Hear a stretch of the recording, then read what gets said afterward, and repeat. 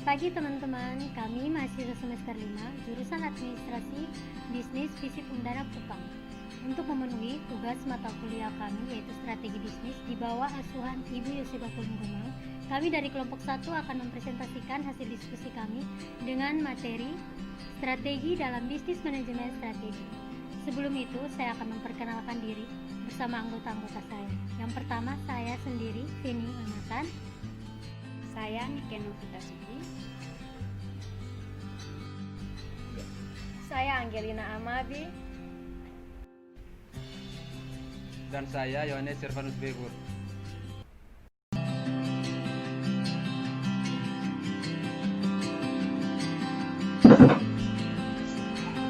Baik, yang pertama kita akan masuk pada definisi manajemen strategi. Apa itu manajemen strategi? Manajemen strategi adalah proses analisis dan penciptaan strategi serta penerapan dan pemantauan yang berkelanjutan yang digunakan oleh organisasi dengan tujuan untuk mencapai dan mempertahankan keunggulan kompetitifnya. Des and Lanpin 2003 mengatakan ada dua elemen utama yang menjadi jantung manajemen strategi, yaitu yang pertama, manajemen strategik memerlukan 3 proses berkelanjutan, yaitu analisis, keputusan, dan aksi. Kedua, inti manajemen strategik adalah bagaimana mempelajari perusahaan mampu mengungguli perusahaan lain. Dari beberapa definisi yang dikemukakan oleh para ahli dapat disimpulkan beberapa hal. Yang pertama, manajemen strategik menerapkan sebuah keputusan. Yang kedua, manajemen strategik merupakan hasil proses analisa terhadap beberapa aspek perusahaan. Yang ketiga, manajemen strategik harus disertai aksi atau harus diimplementasikan di seluruh lini perusahaan dan oleh seluruh anggota perusahaan. Kemudian kita akan masuk pada manfaat manajemen strategik bagi perusahaan. 1. Menentukan arah perusahaan dalam usaha mencapai goals. Yang kedua, meningkatkan performance perusahaan. Yang ketiga, memberikan antisipasi dan kepedulian terhadap masa depan perusahaan. Yang keempat, memberikan arahan bagi jalannya perusahaan dalam mencapai goals yang diharapkan. Yang kelima, membantu proses evaluasi dalam menetapkan standar performance perusahaan. Yang keenam, menetapkan skala prioritas dalam mencapai goals perusahaan.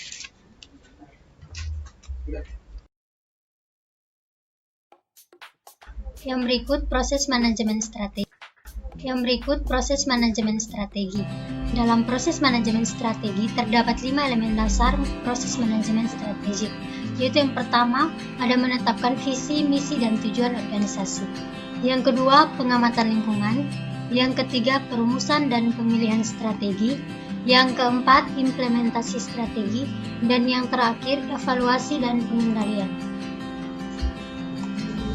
Yang berikut ada model manajemen strategi, yaitu yang pertama, analisis lingkungan strategi, yaitu suatu kegiatan pemantauan, pengevaluasian, serta penyebaran informasi yang berasal dari lingkungan internal maupun eksternal. Yang kedua, ada formulasi strategi, yaitu perusahaan secara berkala mengkaji kembali misi dan tujuan perusahaan serta merumuskan strategi yang sesuai dengan misi dan tujuan perusahaan tersebut.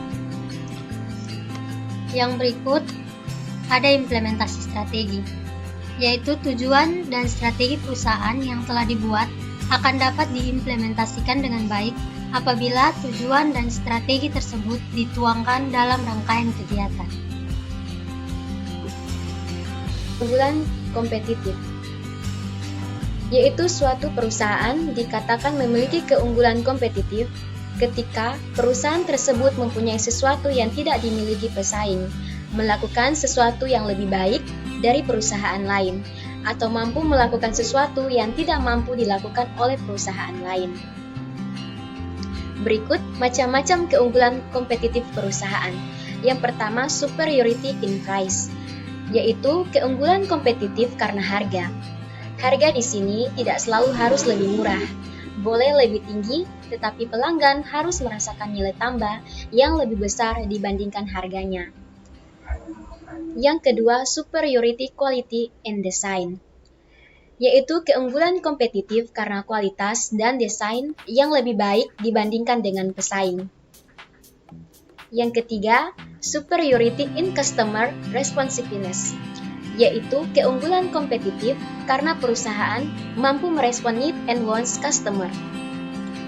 Yang keempat, superiority in innovation, yaitu keunggulan kompetitif karena inovasi yang terus-menerus dilakukan oleh perusahaan. Selain itu, ada 3 model dalam keunggulan kompetitif yang meliputi diantaranya. Yang pertama, model organisasi industri. Model ini adalah memfokuskan pada struktur industri atau daya tarik lingkungan ekstern, bukan karakteristik internal perusahaan. Berikut tahapan model organisasi industri. Yang pertama, pelajari lingkungan eksternal. Yang kedua, pilih industri yang menarik. Yang ketiga, formulasikan strategi. Yang keempat, kembangkan dan peroleh aset yang diperlukan.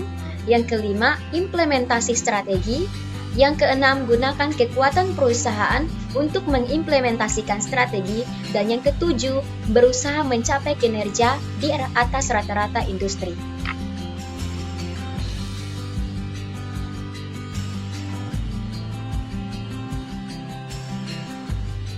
Yang berikut model berbasis sumber daya atau Resource Based View atau RBV. Model berbasis sumber daya memfokuskan pada pengembangan atau perolehan sumber daya dan kapasitas yang berharga dan sulit ditiru oleh pesaing. Model ini mengasumsikan bahwa tiap organisasi merupakan sekumpulan sumber daya dan kemampuan unik yang merupakan dasar untuk strategi dan sumber utama profitabilitasnya. Yang berikut, perusahaan memperoleh sumber daya yang berbeda serta mempertimbangkan kemampuan yang unik. Yang berikut, sumber daya tidak terlalu mudah bertindas antar perusahaan. Yang berikut tahap model Resource Based View atau RBV. Yang pertama, mengidentifikasi sumber daya perusahaan. Yang kedua, tentukan kapabilitas perusahaan. Yang ketiga, tentukan bagaimana sumber daya dan kapabilitas perusahaan. Yang keempat, lokasikan suatu industri dengan peluang yang dapat dieksploitasi. Yang kelima, pilih strategi terbaik untuk mengeksploitasi sumber daya dan kapabilitas. Yang keenam, mengimplementasikan strategi agar mengungguli pesaing dan memperoleh penghasilan di atas rata-rata industri.